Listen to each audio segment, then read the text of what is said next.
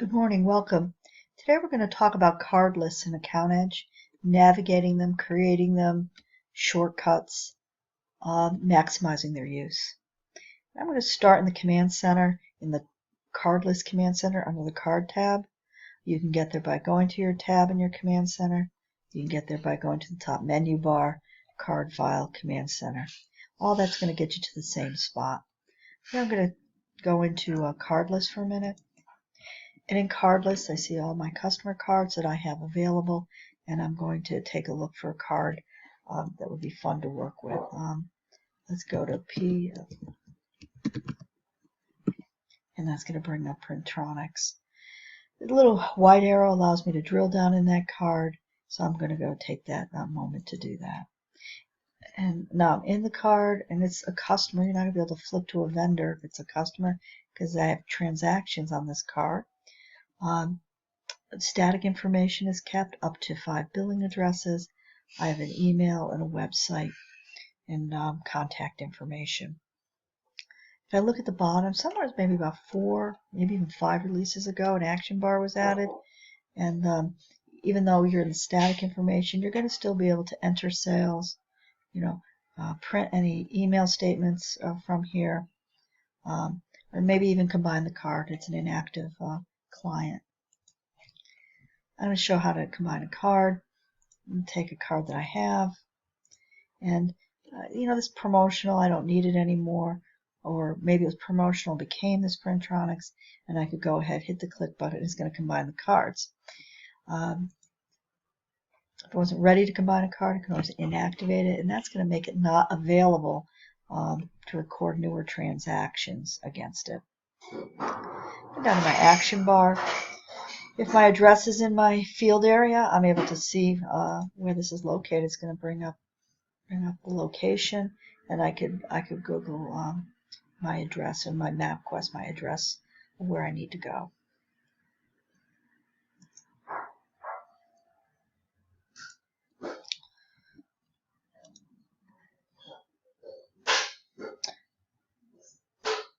Also, I can create a new log entry. I'm going to cover that in more detail. I can view existing logs. I could send an email if I happen to be using Outlook. AccountEdge is compliant with Outlook on Windows and not with like a Google Mail. If I was on a card and I wanted to create a new card from scratch, I would just hit New. That exists in all the card creation areas, whether you're making a vendor, an employee.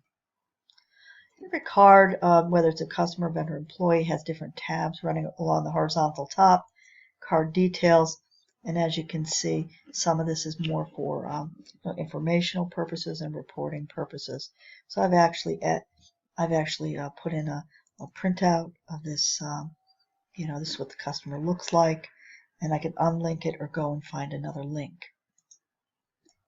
I also keep some static information, maybe for mail merging or for running reports on the customers that I have. So I'm going to click on identifier, and I want to have this particular customer get the holiday card and the ad campaign. So if I'm running a report, you can see it as A, B, and now it would run a report that says only customers with A or only customers with B. I've also added to my static setup in AccountEdge some lists. I have a drop-down list, and then I have a custom field.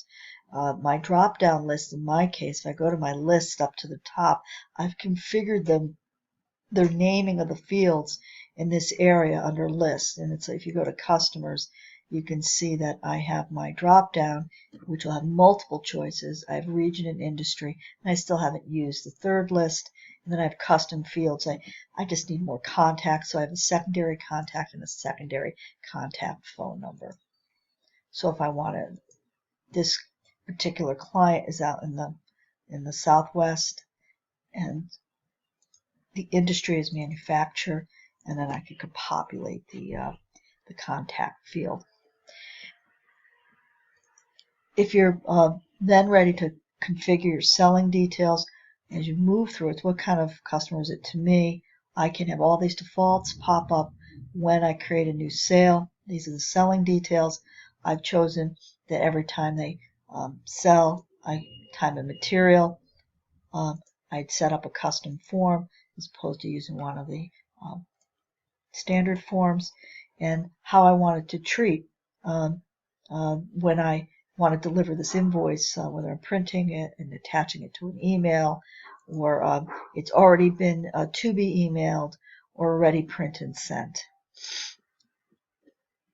I'm using the base selling price, but I can use pricing levels, and it will pick that up all automatically.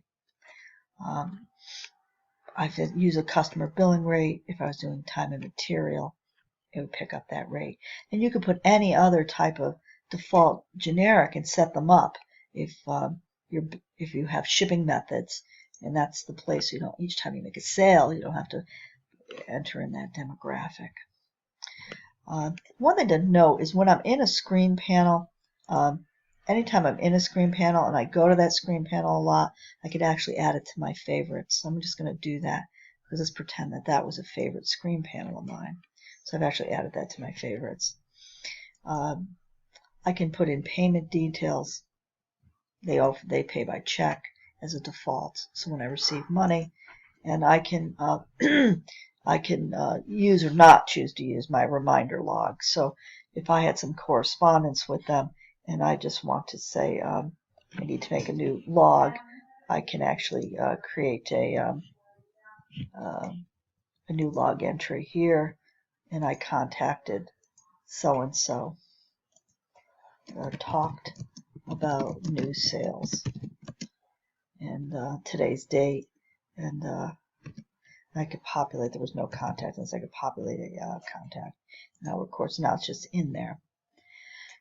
You can go to your preferences on sales. If you always want to make some more automatic contacts on a sale, I could, instead of logging each one, when I'm in sales, I could say every time a sale is made, make a reminder entry.